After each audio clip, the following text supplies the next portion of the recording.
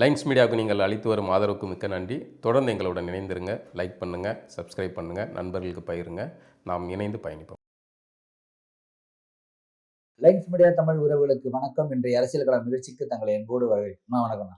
வணக்கம் சின்னா. இந்த சன் டிவில எப்பயுமே இந்த பட்டிமன்றம்னா ரொம்ப சுவாரஸ்யமா இருக்கும். நான் சின்ன குழந்தைலேருந்தே பட்டிமன்றம் பார்ப்பேன். அது எனக்கு ரொம்ப பிடிச்சவர் ராஜா அப்படின்னு சொல்லிட்டு பேசுவார். அந்த பாரதி பாஸ்கர் அவங்களுடைய பேச்சு ரொம்ப பிடிக்கும். இப்போ சமீபத்தில் அவங்க எங்கேயோ வெளிநாட்டில் அமெரிக்காவில் போயிட்டு ஒரு பட்டிமன்றத்தில் பேசி முடிச்சுட்டு அங்கே சாப்பிடும் போது ஏதோ ஒரு சர்ச்சையா ஏதோ ஒன்று கேட்டிருக்காரு. அதை பத்தி இப்ப விவாதங்கள் வந்து எல்லா சமூக வலைதளங்கள்ல படிச்சிட்டீங்களா? அந்த பதிவை படிச்சிட்டீங்களா? உண்மையா படிச்சு. ஆமா, உங்களை மாதிரி எனக்கும் ராஜா அவர்களை ரொம்ப பிடிக்கும். எனக்கு அவருடைய உரையாடல்களை வந்து பட்டிமன்ற பேச்சுகளை, சாலமோன் பாப்பையா பட்டிமன்ற நிகழ்ச்சிகள்ல அவர் பேசுறது, அந்த இதை வந்து ரசிச்சு கேட்கக்கூடிய பல லட்சக்கணக்கானவர்கள்ல நானும் ஒருத்தர். தனியாக கூட வந்து அவருடைய காணொலிகளை போட்டு கேட்கறது உண்டு. வாகன பயணங்கள்ல சிறப்பா பேசுவாரு. ரொம்ப தர்க்க ரீதியாகவும் பேசுவாரு. பாயிண்டா நல்ல சமயோஜிதமாக சிறப்பாக பேசக்கூடியவர். இன்னொன்னு அவருடைய இந்த திரைப்படங்கள் எல்லாம் கூட நடிப்பாரு அப்படின்னு நல்ல மனிதரா நமக்கு தெரிந்தவர். காலம் வந்து சிலரை வந்து சறுக்கி விட்டுரும். ஏதோ ஒன்று செய்ய போய் ஏதோ ஒருலையே மாட்டிக்கிடுவாங்க. அது மாதிரி நம்ம ராஜா அவர்கள் அமெரிக்காவுக்கு தமிழ்ச்சங்க நிகழ்வுல பேசுறதுக்காக வழக்கம் போல தமிழ்நாட்டிலேருந்து கூட்டு போவாங்கல்ல, அப்படி கூட்டு போயிருக்காங்க. அங்க போய் ஒரு விட்ட ஒரே ஒரு வார்த்தை வந்து அவரை சிக்கலுக்குள்ளதா மாத்தி கடுமையான பொதுத்தளத்துல சமூக வலைதளங்கள்ல கடுமையாக விமர்சனம் வருது. இந்த ஓவர் நைட்ல உங்களை வந்து தூக்கி உச்சியானியில கொம்புல கொண்டாடையும் செய்வாங்க. ஓவர் நைட்ல கீழே வீழ்த்தி போட்டு துவம்சம் பண்றதுக்கும் இந்த சமூக வலைதள உலகம் வந்து காரணம். என்னன்னா கார்த்திகேயன் அப்படிங்கிறவர் ஒரு பதிவு எழுதியிருக்காரு. அமெரிக்காவில் வசிக்கக்கூடிய சகோதரி, அவங்க சகோதரிக்கு நடந்த அனுபவத்தை எழுதியிருக்காரு. இவங்க ராஜா உள்ளிட்ட டீம் வந்து ஒரு தமிழ்ச்சங்க நிகழ்வு ஏற்பாடு பண்ணியிருந்தா பட்டிமன்ற பேச்சு இதுக்கு போயிருக்காங்க. அப்ப இந்த ராஜா உள்ளிட்டவர்களே வரவேற்று அவர்களுக்கு உணவு பரிமாறுற வேலைகள் அப்படின்னு ஒவ்வொரு பொறுப்பாளர்கள் கொடுத்துருவாங்கல்ல. தங்க வைக்கிறது உங்க வீட்டுல தங்க வச்சுக்காங்க, ஏன்னா எல்லாம் இதானது. அப்போ நம்ம காஸ்ட்லியா இருக்கும். அதனால சிக்கனத்துக்காக இதுல பண்ணிடுவாங்க. அப்படி உணவு தயாரிச்சு அதை கொடுக்குற பரிமாற பொறுப்பு 3 சகோதரிகள் இப்போ எடுத்துப்பாங்க போல இருக்கு. அதுல ஒருத்தங்க வந்து இவருடைய சகோதரி. அவங்க எல்லாரும் உணவு பரிமாறும் போது கேஷுவலா எந்த ஒரு என்ன இதுன்னு பேசுற பேச்சு உரையாடல்ல எல்லார்த்திட்டையும் கேட்டிருப்பாரு போல இருக்கு. என்ன ஆளுங்கன்ட்டு கேட்டிருப்பாரு. அது அநாகரிகமான ஒரு செயல், பொதுவான விஷயமாகவே. 2 பேர் சொல்லிட்டாங்க. ஆமா, 2 பேர் சொல்லியிருக்காங்க. இந்த சகோதரி கிட்ட கேட்கும்போது அவங்க வந்து சொல்ல தவிர்க்கிறது. அதாவது நிறைய பேர் இருக்காங்க, சாதிய வந்து அவமானமா கருதுறது, அல்லது சாதி வந்து அது அவசியம் இல்லாது, என்னுடைய கல்வி தகுதி, என்னுடைய வாழ்நிலை இதுதான் தேவையானது, சாதி எனக்கு அவசியமற்றதுன்னு நினைக்கிறவங்க, சாதியை கடுமையாக வெறுக்கக்கூடியவர்களா இருப்பாங்க. அவங்களும் கூட இந்த மாதிரியான கேள்விகள் கேட்டா வந்து ரொம்ப அசூசையா வந்து எரிச்சலுடைய தன்மையில இருப்பாங்க. அதை வந்து அந்த சகோதரி இந்த சகோதரர்கிட்ட சொல்லியிருப்பாங்க போல இருக்கு. அவர் அப்படி கேட்டப்போ ரொம்ப அவமானகரமா இருந்தது அப்படின்னு அதை வந்து அவர் எழுதியிருக்கிறார். உடனே சமூக வலைதளங்கள்ல கடுமையான விமர்சனங்கள் ராஜா மீது எல்லாருமே, திராவிட ஆதரவாளர்கள் பலரும் வந்து விமர்சனம் பண்றாங்க. நம்ம அளவிலையும் பார்வையிலையும் பார்த்தா நமக்கு ராஜா அவர்களை பிடித்தமானவராக இருந்தாலும் கூட இவருடைய அந்த செயல் வந்து தவறானதுதான்.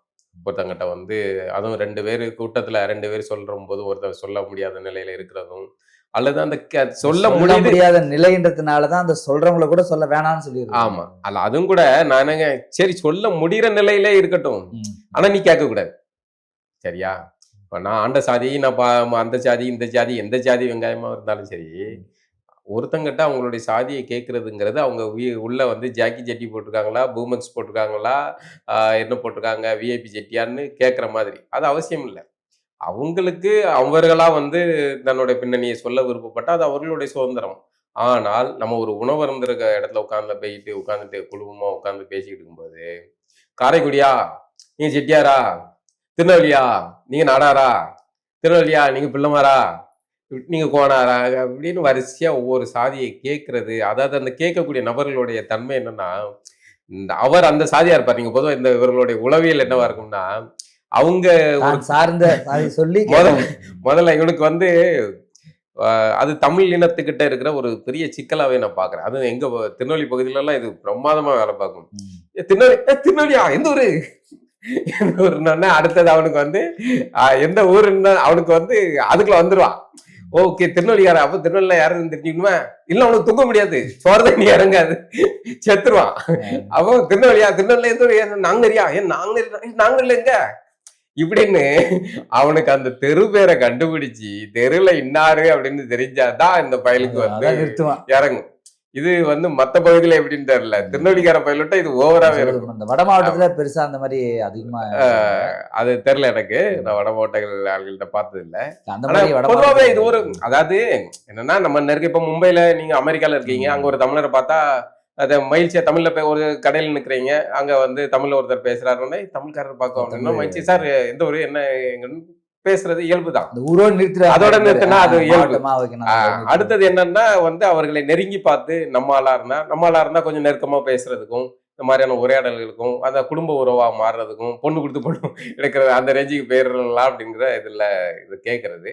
ஆனால் இது ஒரு அநாகரிகமான செயல். அதை பட்டிமன்றத்துல மிக சிறப்பாக பேசக்கூடிய சமூகம் சார்ந்த பிரச்சனைகளை நல்லா பேசக்கூடிய இது நாள் வரைக்கும் இப்படியான குற்றச்சாட்டுகள்ல சிக்காத ராஜா போன்றோர் வந்து கேட்டதுங்கிறது தவறானது. அது இல்லாம ராஜா அவர்கள் ஒரு கல்லூரி நிகழ்வுல கூட அவர் வந்து பேசியிருப்பார். அவர் வந்து ஒரு செட்டியார் வீட்டுல தங்கின அனுபவத்தை ஆமா அவரு வந்து அங்க கேட்டதும் ஒரு 100 ரூபா அவங்க அந்த ஆட்சிக்கிட்ட பணம் கேட்டது கடன் கேட்டது அப்படின்னு ஒரு அனுபவத்தை பேசியிருப்பார். அந்த உரையாடல் முடிவுல அவர் வந்து சொல்லியிருப்பாரு, இளைஞர்கள் நம்ம படிக்கிற பிள்ளைங்க இந்த மாதிரியான சாதி மத இதுக்குள்ளெல்லாம் போய் சிக்கிறாதீங்க, நம்ம படிப்பு நல்லா படிச்சு நல்ல வேலைக்கு போகணும் அப்படிங்கிற மாதிரி ஆலோசனை சொல்லியிருப்பார். அப்படி சொன்ன ஒரு நபர் இப்படி வந்து தனக்கு உணவு பரிமாறிய ஒரு சகோதரியிடம் போய் சாதிக்க அது கேட்டிருக்க வேண்டியது இல்லை. அதை இன்னொருத்தங்களுக்கு ஒரு நெருக்கடியை கொடுக்கிற ஒரு செயல். அதை ஏதோ ஒரு தற்கொலை செய்யறான், படிக்காத இல்லை, ஊருக்குள்ள சட்டியர் தரம் செஞ்சுட்டு இருக்கான், இல்லை ஒரு இதுவன் செய்யறவன் அந்த பரம்பரை சாதி பரம்பரை இதுல பேசக்கூடிய ஒருத்தன் செய்யறான் அப்படின்னா அது வேற. ஆனால் ஒரு படித்த ஒரு பேராசிரியராக இருந்த இந்த மாதிரியான சமூகம் சார்ந்த பிரச்சனைகளை பேசக்கூடிய ஒரு விஷயம் 4 பேருக்கு நல்ல தகவல்களை சொல்லக்கூடிய ஒரு இடத்துல பொறுப்புல இருக்கக்கூடியவர் இந்த மாதிரியான ஒரு கேள்வியை கேட்டது அப்படிங்கிறது 100% தவறுமான இது வந்து அவருடைய குருநாதர் சாலமன் பாப்பையா கூட விரும்ப மாட்டார். இது வந்து ராஜாவின் இந்த செயல் வந்து 100% அவசியமற்றது, கண்டிக்கத்தக்கது. இது வந்து தேவையில்லாத சர்ச்சையில அவர் சிக்கிருக்க வேண்டியதில்லை. இப்ப பரவலா இவர் மீது இவ்வளவு நிறைய கண்டனங்கள் தெரிவிக்கிறாங்க. நான் என்ன சொல்றேன், ஒரு இடம் பொருள் ஏவல் அப்படின்னு இருக்குது. அந்த இடத்துல உட்கார்ந்தாரு, ஒரு பேசிட்டு இருக்கிறாரு. ஏதோ ஒரு அதாவது தாட்ல அவங்க எப்படி நினைக்கிறாங்கன்னு தெரியாது.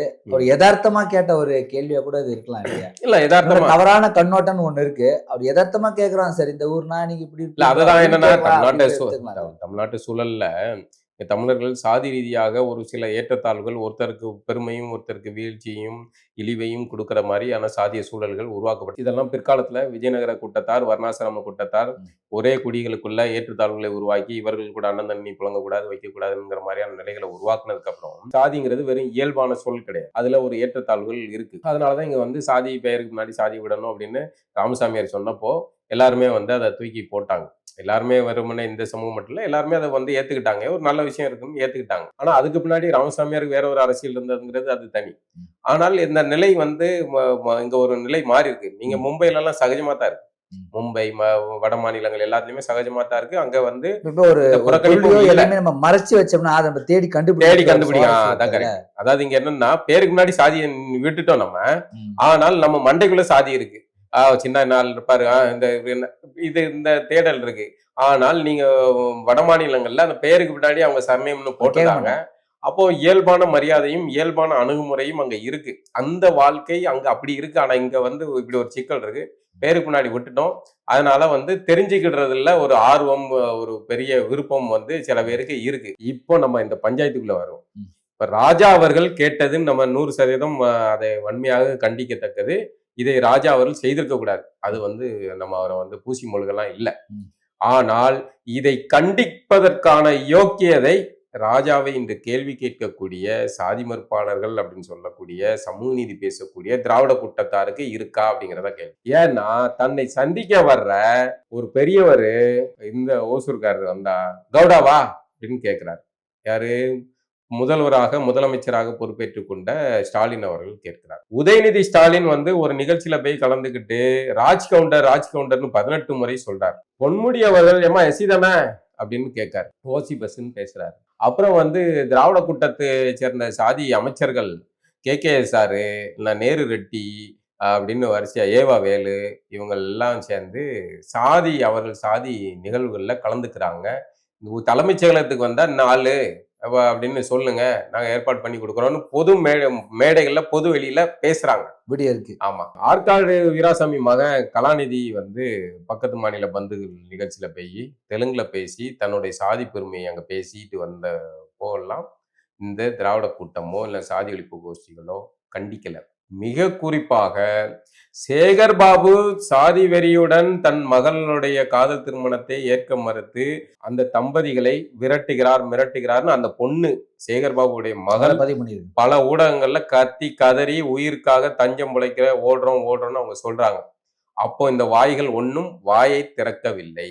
அப்போ வாயை திறக்கலனால இந்த ராஜாவை கண்டிக்க கூடாது நம்ம சொல்லல. இந்த இரட்டை நிலைப்பாடு ஆபத்தானதுங்க. நீங்க தவறு சாதி சார்ந்த ஒரு கேள்வி கேட்டா அது ஸ்டாலின் கேட்டாலும் தவறு தான், சீமான் கேட்டாலும் தவறு தான், ராஜா கேட்டாலும் தவறு தான். அப்ப நீங்க அந்த கண்டிக்கிற பழக்கம்ல ஏன் ஸ்டாலின் கேட்டோன்னு கமுக்கமா இருக்கீங்க? இவ்வளோ யோக்கிய புனிதர்கள் திமுக தன்னுடைய வேட்பாளர்களை எல்லாம் சாதி பார்த்து தான் வந்து நிற்கு. உங்க தொகுதியில எவ்வளவு வெறியா எத்தனை பேர் இருக்காங்கன்னு கேட்டுதான் நீங்க வேட்பாளர்கள் இது பண்றீங்க, தேர்வு பண்றீங்க. மாவட்ட செயலாளர்களை சாதி பார்த்து தான் தேர்ந்தெடுக்கிறீங்க. எல்லாமே நீங்க சாதி பார்த்து தான் பேசுறீங்க. அப்போ முதல்ல உங்களுடைய முதுகுல ஒட்டி இருக்கிற அழுக்குகளை திருத்துங்க. ராஜாவை கண்டிக்க வேண்டியது ராஜாவால சமூகத்துல வந்து பெரிய இது இல்லை. அவர் ஒரு பேச்சாளர், ஒரு தவறு செஞ்சுட்டாருன்னா கண்டிக்க வேண்டியதுதான். ஆனால் அதற்கு முன்னாடி கண்டிக்க வேண்டியவர்களுடைய நிலை இருக்குல்ல, அது யார் செய்யற தவறு? ஒரு மேடையில நீங்க சாதி சங்க நிகழ்வுல KKSRம் நேரடியும் போய் பேசுறாங்க அப்படின்னா அதை இந்த அரசு அக்கா அருள்மொழி பேசினீங்களா, கண்டிச்சீங்களா? இன்னைக்கு ராஜாவை கண்டிச்சு எழுதுறீங்க, தோழர் பாலபாரதி கண்டிச்சு எழுதுறீங்க. அதாவது அவங்களுக்கு பிரச்சனை வரும்போது மொத்த குட்டமும் உள்ள போயிருங்க.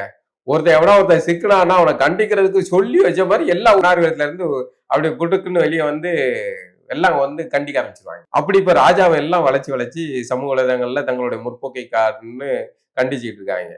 இவ்வளவு முற்போக்கு சாதி ஒழிப்பு போராளிகள் நம்மை சுத்தி இவ்வளவே இருக்காங்கன்னா தமிழ்நாட்டுல சாதி ஒழிப்பு இதா இருக்கணுமாப்பா, சாதி ஒளிஞ்சிருக்கணுமே.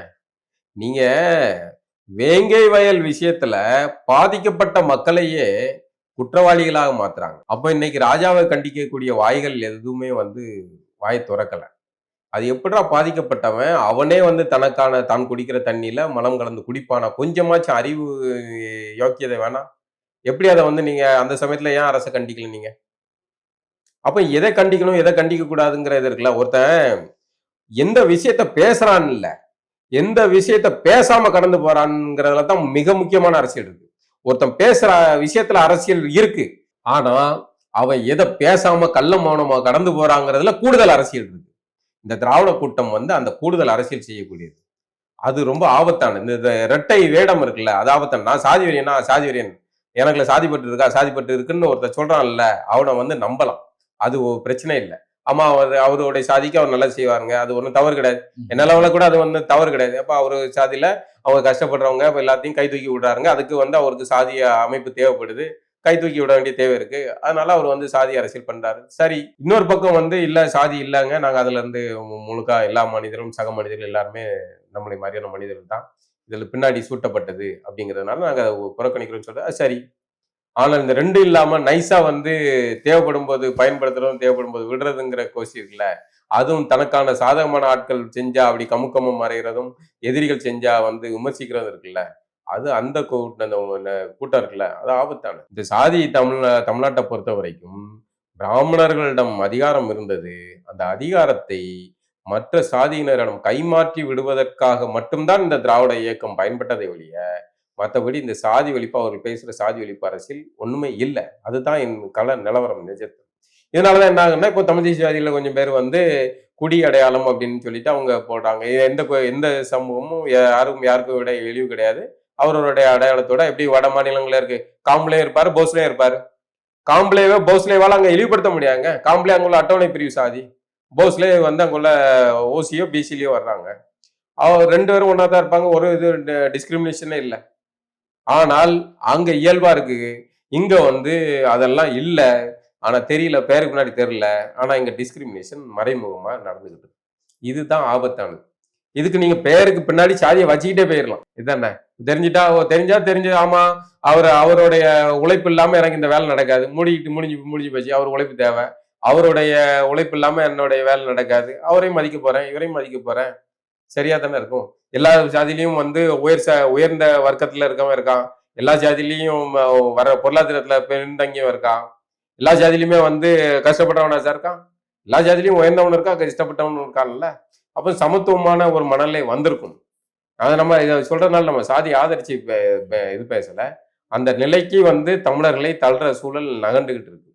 இது மற்றபடி இந்த ராஜா அவர்களோட இது வந்து ஒரு ஆர்வக்குள்ளாரான விஷயம் தான் அவர் கேள்வி கேட்டது. அதனால அதை தவிர்த்திருக்கலாம். அதை வந்து இன்னும் இந்த மாதிரியான எதிர்வினைகள் அவசியமானது, இது மாதிரி கேட்கறது. ஆனா இந்த எதிர்வினைகள் ஒருத்தன் ஏப்ப ஜப்பா எவனா சிக்கிட்டாம்னா அவனை போட்டு அடிக்காம அதிகாரத்துல இருக்கிறவன் செய்யும் போதும் கேளுங்க அப்படின்னு தான் சொல்றோம். ராஜா முடியாது இல்ல ராஜா அப்ப நீங்க கேட்க முடியாது. அந்த யோக்கியதை ராஜாட்டையும் காட்டக்கூடாது, நீங்க ராஜா அவர்களிடம் காட்டக்கூடாது. ஏற்கனவே பாரதி பாஸ்கர் அவர்கள் கூட இந்த மாதிரி ஒரு சிக்கலாக நினைக்கிறேன். இந்த மாதிரி பிரபலங்கள் இது பண்றது. ஏற்கனவே அவரு சாலமன் பாப்பையா அவர்கள் கூட அந்த சங்கர் படத்துல நடிச்சு அங்கவை சங்கவை, அது விவரம் தெரியாம நான் நடிச்சிட்டேன், அவர் தனித்தனியா சீன் எடுத்தாரு, என்ன சொல்றாருங்கிற புரியல நடிச்சிட்டேன்னு பின்னாடி சொன்னாரு, சொல்லியிருக்காருன்னு நினைக்கிறேன். அந்த மாதிரி விஷயங்கள்ல கொஞ்சம் கவனமா இருக்க வேண்டியது. அந்த மாதிரி இருப்பவர்களுக்கு எப்படி பெயர் வச்சிருக்காங்க பாருங்க அப்படின்னு ஒரு. அதே மாதிரி இந்த கூட்டம் இன்னைக்கு இந்த சாதி ராஜாவுக்கு எதிராக இவ்வளவு கொந்தளிக்கிறவர்கள் ஆணவ படுகொலை நடக்கிற விஷயம் இல்ல, அந்த விஷயத்துல என்ன செய்யறாங்க, ஆணவ படுகொலை நடக்கிறது தனி சட்டம் கொண்டு வரணுங்கிற கோரிக்கையிலையும், கௌசல்யா சங்கர் அந்த வழக்குல வந்து அதை எப்படி இழுத்தடிக்கிறாங்க, உச்சநீதிமன்றத்தில் வழக்கு நடக்க அதை மொழிமாற்றம் செஞ்சு கொடுக்குறதுல எவ்வளவு தாமதப்படுத்துறாங்க அப்படின்லாம் அந்த பொண்ணு எழுதியிருக்காங்க. இந்த விஷயத்துல எல்லாம் வாய் துறைக்க மாட்டாங்க. இப்படி இரட்டை நிலைப்பாடு இருக்குல்ல, இது ஆபத்தானது. நீங்க கண்டிக்கிறதா இருந்தா ராஜாவையும் கண்டிக்கணும், இவர்களையும் கண்டிக்கணும் அப்படிங்கிற நிலைப்பாடு இருந்தா அது சரியானது. ஆக மொத்தத்துல வந்து தமிழ் சமூகத்துக்கிட்ட வந்து இந்த சாதிய மனநிலை வந்து முழுமையாக களைய வேண்டியது அவசியம். அதே சமயம் யதார்த்தம் என்னன்னா, சாதி ஒழிப்பு சாத்தியம் இல்லை அப்படிங்கிற யதார்த்தத்தை நோக்கி நகர்றாங்க. நம்ம வந்து கள நிலவரத்தை இப்போ பார்த்து சொல்லலாம். அதனாலதான் வந்து பாத்தீங்கன்னா ஒரு பக்கம் பறையர்களுடைய எழுச்சி அரசியல் பேசுறாங்க, அருந்ததில் அவர்களுடைய அரசியல் பேசுறாங்க, தேவேந்திரல் அவர்களுடைய அரசியல் பேசுறாங்க. ஏன்னா இதை வந்து ஒழிக்க முடியாது, அது போலியானது அப்படிங்கிற நிலையில இருக்கும்போது எல்லாருமே அதை நோக்கி நகராங்க. செட்டியார்களுக்கு ஆர்கனைஸ்ட் ஆகுறாங்க, கோனார்னு ஆர்கனைஸ்ட் ஆகுறாங்க, குயவர். இதுல இன்னொரு கூத்து இருக்கு. முதல்ல என்ன பண்றாங்கன்னா, நம்ம சாமிகளுக்கெல்லாம் வந்து பேர்களை மாத்தினாங்க. சுத்தமான தமிழ் பெயர்ல தான் நம்மளுடைய சாமிகளுடைய பெயர்ல சிவன் கோயில் ஆரம்பிச்சு பல கோயில். உதாரணத்துக்கு ஒண்ணு சொல்றாங்க, அறம் வளர்த்த நாயகி அப்படிங்கிறது ஒரு அம்மனுடைய பேர். சிவன் கோயில்ல கோயம்பேடுல இருக்குன்னு நினைக்கிற ஒரு கோயில். அந்த அம்மனுடைய பேர் வந்து அறம் வளர்த்த நாயகி.